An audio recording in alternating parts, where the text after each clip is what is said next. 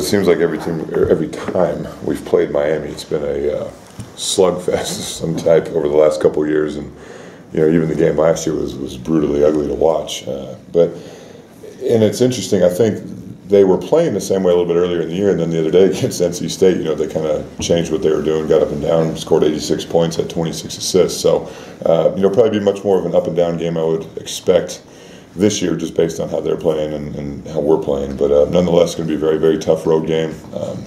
A place that I think we're 1-1 in there since we joined the ACC. But tough environment, underrated environment, and obviously they're very, very good, very talented, and well-coached team. So we got our hands full once again. David, how much do you guys embrace that road warrior mentality? Like you guys, at least on social media, it seems like you guys have taken to. Yeah, I mean, I'm lucky because we have enough older guys that have been on the road, had success on the road, winning certain games, and they just know what needs to be done. You got to defend, you got to rebound, you got to take care of the ball to try to win on the road. And if you can do those three things fairly well, you put yourself in a position where you have a chance. So, each road test presents a different challenge, and this one's no different. I mean, it's completely different than Notre Dame, and it's completely different than Florida State, Clemson, and on down the line. So, we just have to come in with what we expect is a good game plan and try to execute it to the best of our ability. What do you see? What are they kind of problems do they present?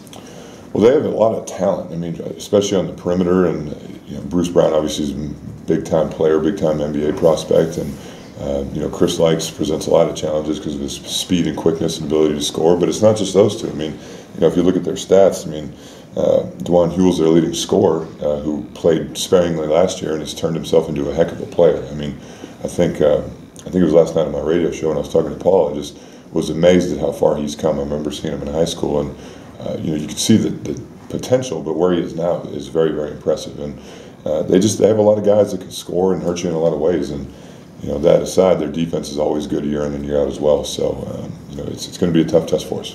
What are kind of the key principles to kind of executing against their defense? Well, we have to be strong with the ball. If you look at the ACC conference game stats, they have 3 guys in the top 10 in steals, that's extremely impressive. And they're very good with their hands. They're active. They try to slap down on everything. And obviously at times this year we've struggled turning the ball over. So we have to be strong. Our spacing has to be good. We just have to be under control and just do a good job of taking care of the ball. And they're always an underrated defensive team in my opinion. And their numbers this year are no different. They're up there in the league in field goal defense, and just the way they play makes it tough to score because they're athletic, they're quick, they're strong, and they do a good job of making it hard for you to score. David, it seems like lately you guys have kind of turned up things defensively. How much does your ability to block shots and alter shots, how much has that helped you the last few weeks? Well, our length is the strength of our team defensively. Obviously we've blocked shots well all year, but even on the perimeter with VJ and Dang and Jordan and Dwayne, and those guys do a really good job and we harp on it, of challenging all perimeter shots. We never want to give a perimeter shot where we don't get off our feet and contest as high as we can, and that's something we harp on. We've just done a pretty good job of being on the same page, communicating, trying to limit our team defensive mistakes, and our guys are just working hard in practice. They're focusing on what we need to do from a scouting standpoint, and it's carrying over to the games. Seeing it on film is one thing, but actually going up against it in a game is another. Do you see teams are almost shocked just how much you guys are able to alter and challenge shots in the course of the game? It feels that way from watching. Yeah, I would say to that, unless a team,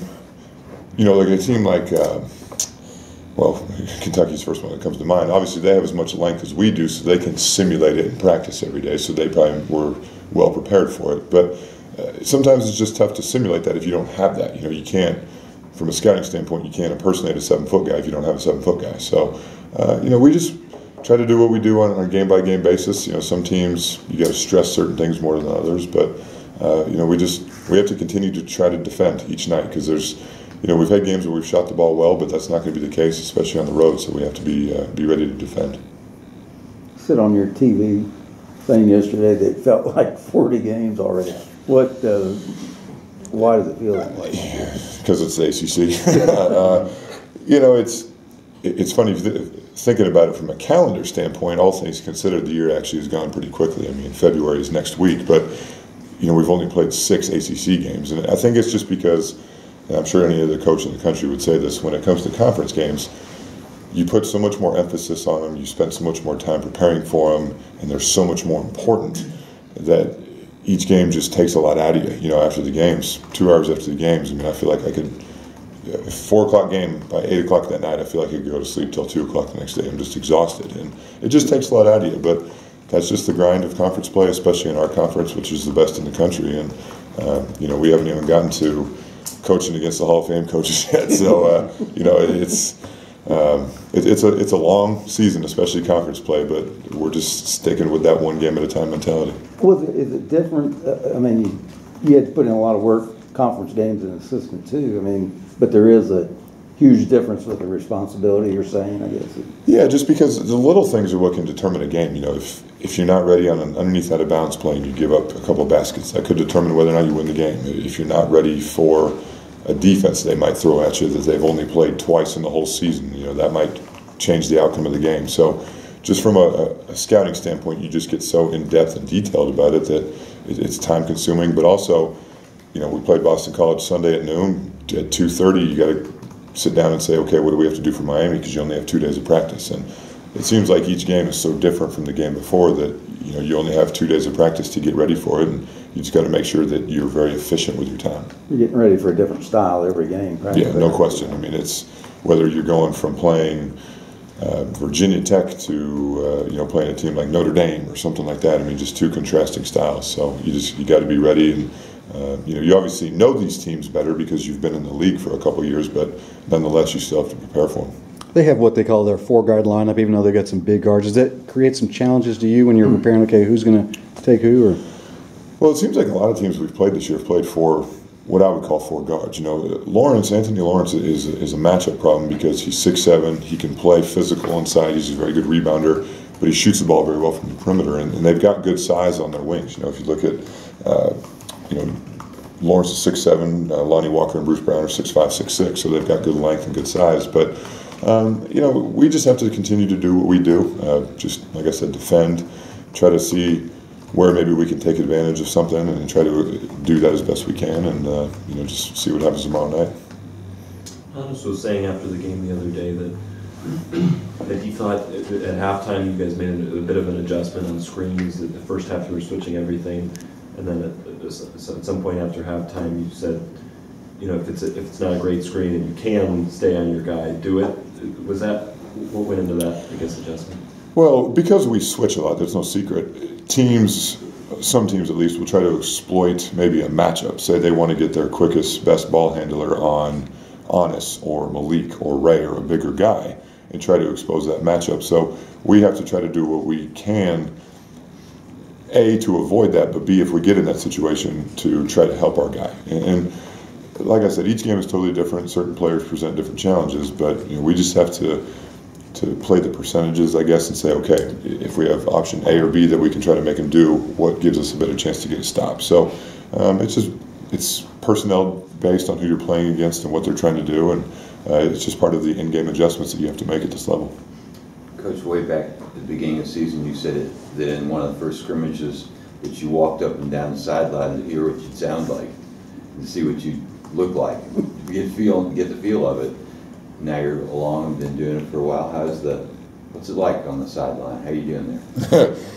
Well, first off, it doesn't really matter how I'm doing as long as our players are doing well. That's all that matters. But look, yeah, obviously I get more comfortable with each game that goes by. But in college basketball, the more games that go by, the tougher the games get. So, I found myself not sitting down very much. But it's just nervous energy or whatever it may be. But I need to try to coach the team the way I see fit. I'm the same way in practice. I probably walk 3 miles in practice, just circles around the court, just because I can't sit still. I've never been that way, and I coach. I'm vocal. That's how I was when I played, and that's just how I am as a coach. But at the same time, I find myself not wanting to coach every single part of every single possession. You got to let the players do what they do, because you don't want to be screaming something on defense when the players actually, what they're saying is correct, and now you got them all screwed up. So you just got to trust that they know what they're doing, and just kind of pick and choose your spots as to what you feel like you need to say and when. Yeah, you mentioned you're going to get the Hall of Fame coaches coming up. Do you think about what you need to do, how you need to prepare as a coach as you do those things? No, I don't, because it's all about what our players need to do versus the other team's players. And at the end of the day, any coach will say this: good players make good coaches look really good. And I'm very fortunate. I have a good team, and I've said that since day one. And for the last couple of weeks, we seem to be playing well, and we have to keep it going. But the players get all the credit for everything that we do well as a team, because they're the ones that are out there performing. David, with Malik, how much of it is confidence? And the other day, I think he was 2-3 from 3, and maybe even passed up one that early in the year he probably would have tried to take early on. How much of that is confidence with his shooting and learning when is a good shot or a great shot?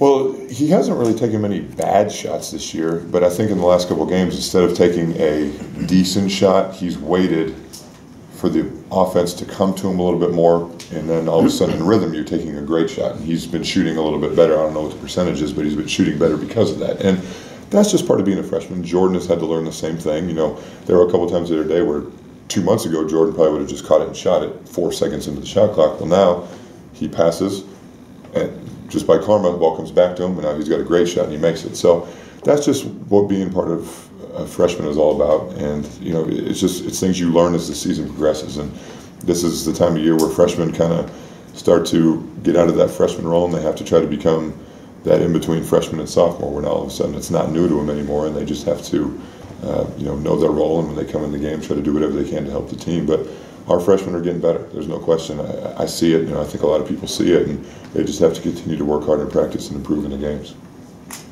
You guys have the best free throw to field goal ratio in the ACC so far, drawing more fouls, especially Ray and Q. Are they just being more aggressive? Well, why do you think they're getting the foul line a little bit more? I didn't know that, but You're welcome. thanks. We've done a very good job of the last couple of weeks of kind of what I was just talking about with Malik and Jordan. We're not settling for good shots. We're trying to get great ones. We're staying patient. We're moving the ball. Dang, obviously, the other day in the second half, passed the ball really well. Q has always passed the ball well. Guys are just sharing the ball. They're staying with their offense. They're learning that if you get to the ending of your action, good things usually happen instead of trying to get something out of the first or second step of a play. So, it's how you want to see a team progress this time of year. But with that being said, we need to continue to progress even more, and you just want to keep getting better each day. And we've got, I think it's 5 more weeks in the regular season, 5 or 6 more weeks. So we just have to continue to get better each week.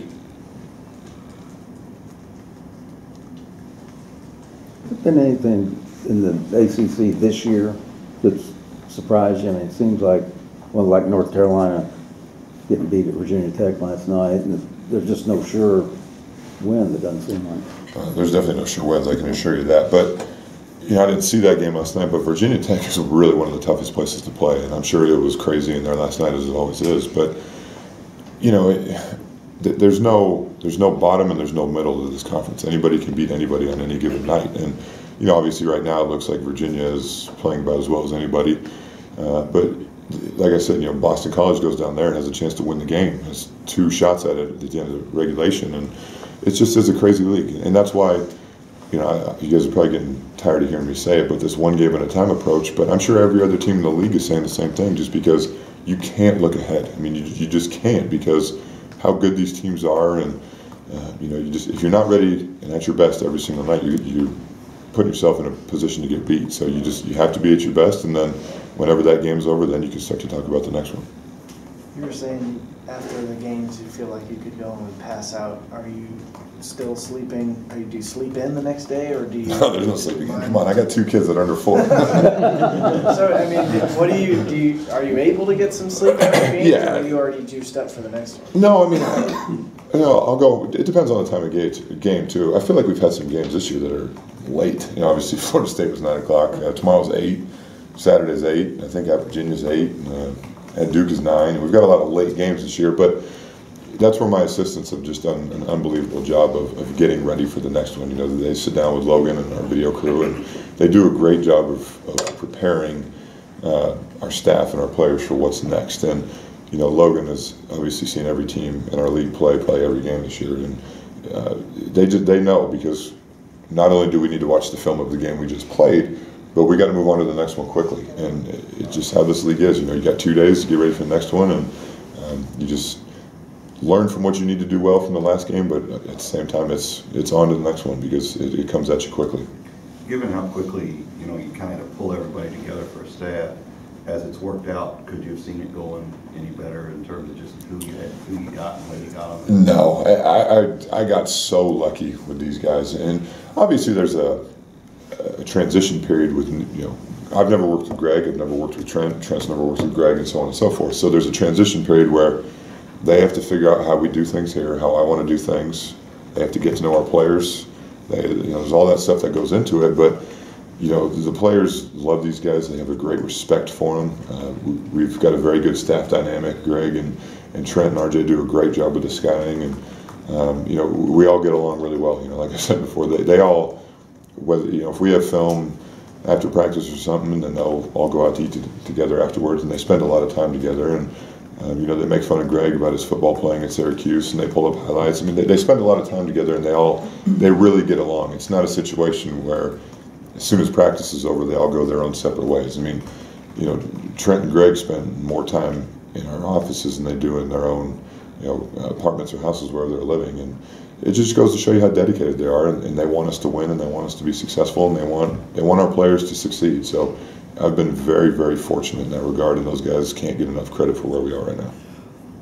How much do you learn from those guys? I mean, they come from different backgrounds, and have different influences. Oh, we talk all the time about not only X's and O's stuff, but just how it's always fascinating to me hearing how another program does something. How when Greg was at Duke, how they did things at Ohio State, and RJ was a graduate assistant at Texas, how they did things. He played at UConn, and Trent's obviously been in a lot of places. So it's always interesting and fascinating to hear those kinds of things, and you can always take something from that. I mean, there's more than one way to do things, that's for sure. Now, the way I've known from being in this program has obviously been very successful, but that doesn't mean that we haven't changed certain things. We've done things differently, and we just have to base it around what we feel is best for our players, and we've tried to do that to the best of our ability, and for the most part, it seemed to work out pretty well. Anything else, David? Thank you.